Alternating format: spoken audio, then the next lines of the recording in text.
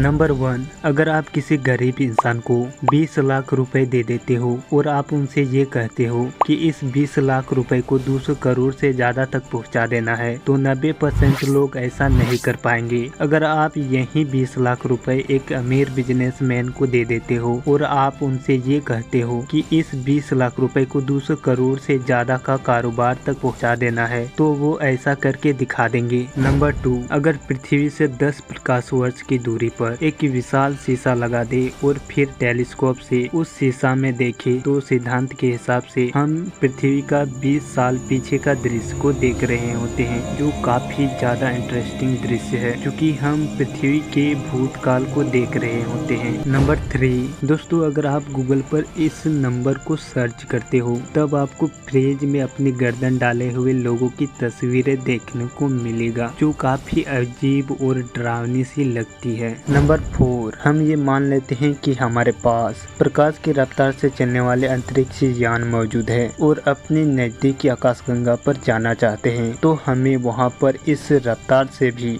20 साल का वक्त लग जाएंगे वहां पर पहुंचने के लिए। लेकिन ये दूरी इतनी विशाल है कि हमें किलोमीटर की जगह लाइट ईयर मात्रक को लाना पड़ा।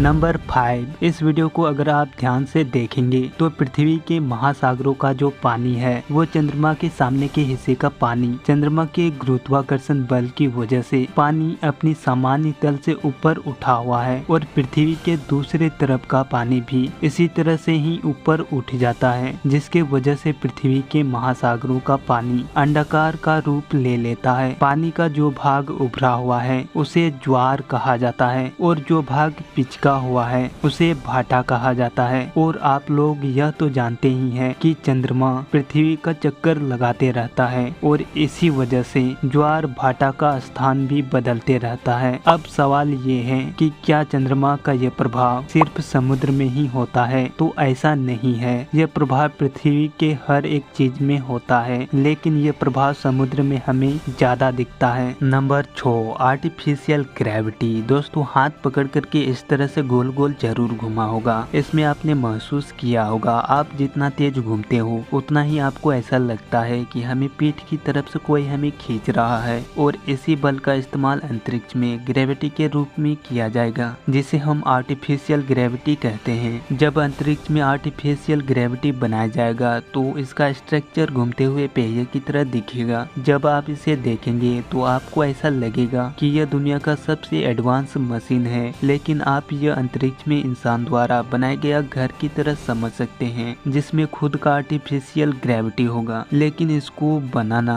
और अंतरिक्ष में पृथ्वी से पहुंचाना, साथ ही साथ इसको मेंटेन करके भी रखना पड़ता है, और इसी वजह से यह प्रोजेक्ट काफी महंगा हो जाता है। इसलिए कोई भी कंपनी या स्पेस एजेंसी अपनी पहली ही छलांग में सफल होना चाहता है, जिसके वजह से काफी रिसर्च की आवश्यकता होती है ताकि बाद में कोई गड़बड़ ना हो। तो फ्रेंड्स इस वीडियो में इतना ही। अगर आप नए हो तो चैनल को सब्सक्राइब करना मत भूलिएगा। तो ऐसे ही नेक्स्ट वीडियो में मिलेंगे, तब तक के लिए धन्यवाद।